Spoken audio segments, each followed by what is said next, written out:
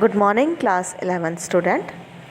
बेटा last lecture में हमने वेक्टर एडिशन के बारे में पढ़ा था, है ना। और हमने देखा था कि वेक्टर को जब ऐड करते हैं तो उसका रिजल्टेंट वेक्टर जो होता है वो क्या क्या प्रॉपर्टीज़ रखता है। ठीक है, अब आज हम पढ़ेंगे बेटा law of triangle of vector addition, है ना। मैंने बताया था कि वेक्टर को ऐड करने के लिए अलग अलग लॉज को हमें फॉलो करना पड़ता है। हम उन्हें नॉर्मल जो अलजेब्रिक लॉ हैं उनसे प्लस या माइनस वहाँ पर नहीं कर सकते, उनका एडिशन नहीं कर सकते हैं वेक्टर के लिए। ठीक है, तो सबसे फर्स्ट लॉ पढ़ते हैं, law of triangle of vector addition. This law state that if two vector are represented both in magnitude and direction by the two adjacent side of a triangle in one order, है ना। मतलब दो जो vector हैं वो इस तरीके से हैं जिनका डायरेक्शन और मैग्नीट्यूड कैसा है, एक ऑर्डर में है।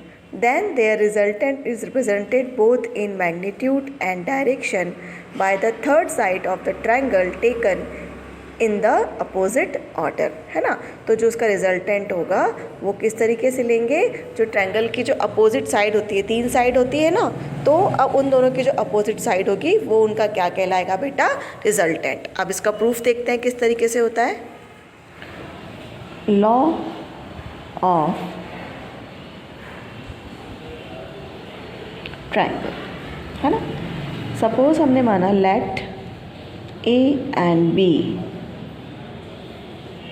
आर टू वेक्टर्स, ए और बी को हमने दो वेक्टर यहाँ पर मान लिया है बेटा। ठीक है, तो ये हमने दो वेक्टर बना लिए, ये है वेक्टर ए और इस तरीके से एक दूसरा वेक्टर बना लिया जो है कि वेक्टर बी है।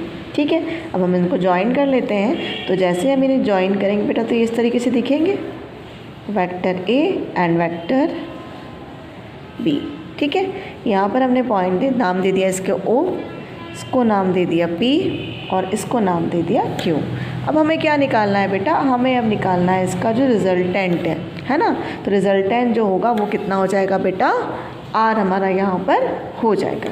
अब यहाँ पर इस डायग्राम से हम देखते हैं कि ओ पी जो है वो किसके इक्वल हो जाता है, ए वेक्टर के, और पी क्यू जो है वो किसके इक्वल हो जाता है बेटा, बी वेक्टर के। ठीक है, दिख रहा है हमको फोटो में कि ए जो है वो ओ पी ए के वेक्टर के बराबर हो जाएगा और पी क्यू बी वेक्टर के बराबर आ जाएगा। हमको वैल्यू निकालनी है ओ क्यू की।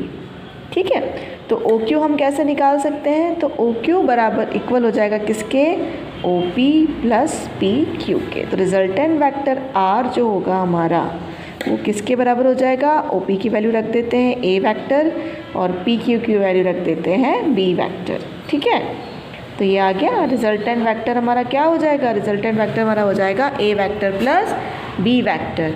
और यही तो ट्रायंगुलर लॉ ने हमें बताया था कि रिजल्टेंट वेक्टर जो होगा वो जो दो एडजेसेंट वेक्टर होंगे उनका क्या होगा, एडिशन वो वहाँ पर होगा बेटा। क्लियर। अब नेक्स्ट लॉ है बेटा हमारा parallelogram law of vector addition. If two vector are represented both in magnitude and direction by the adjacent side of a parallelogram, अगर दो वेक्टर को हम उसकी जो पैरेललोग्राम की एडजेसेंट साइड पर शो करते हैं, then their resultant vector is represented both in magnitude and direction by the diagonal of the parallelogram passing through their common point, है ना।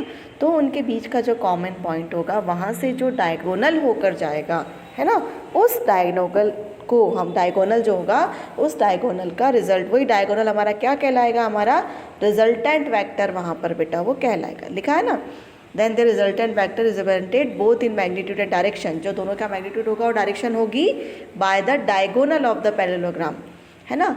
डायगोनल से होकर जाएगा which passing through common point, और जो कि क्या रखेगा, उनके बीच का एक कॉमन पॉइंट वहाँ पर हमें मिल जाएगा। इस तरीके से हम पैरेललोग्राम बनाएंगे कि जो दो वेक्टर होंगे वो दो एडजेसेंट साइड पर अवेलेबल होंगे। ठीक है, और एडजेसेंट साइड का जो रिजल्टेंट होगा वो इस तरीके से होगा कि वो पैरेललोग्राम के लिए क्या होगा, डायगोनल का वर्क वहाँ पर वो करेगा। ठीक है, अब इसका प्रूफ देखते हैं हम। नेक्स्ट हम बात कर रहे हैं बेटा पैरेललोग्राम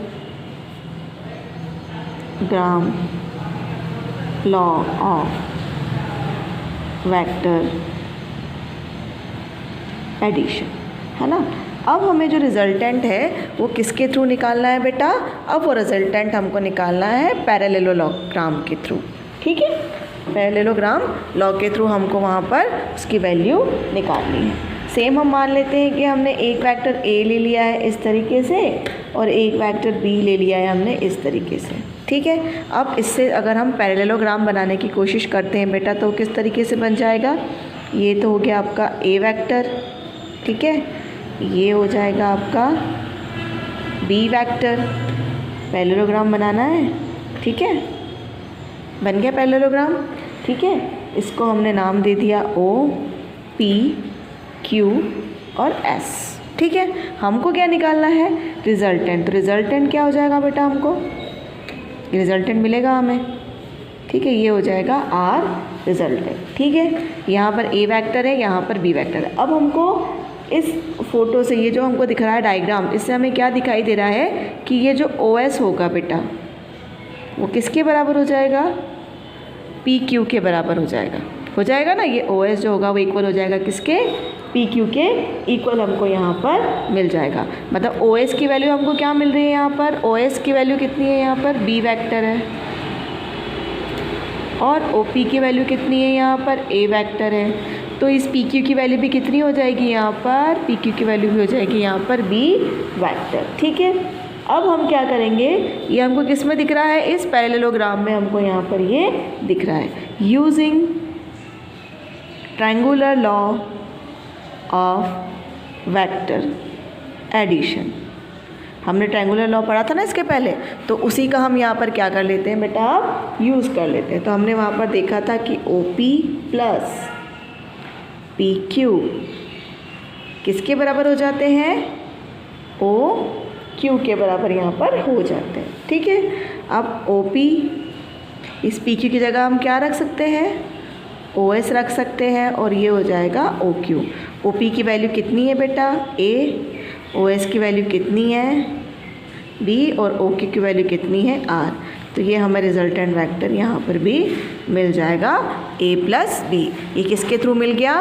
पैरेललोग्राम लॉ के थ्रू मिल गया। इसके पहले जो देखा था हमने वो वेक्टर एडिशन के कारण देखा था। देखिए लॉ ऑफ वेक्टर एडिशन के कारण हम देखा था, law of triangle of vector addition के कारण हमने आर की वैल्यू ए प्लस बी निकाली थी। और वैसे ही हमने पैरेललोग्राम लॉ के थ्रू भी हमने आर की वैल्यू ए प्लस बी यहाँ पर निकाल दी है बेटा।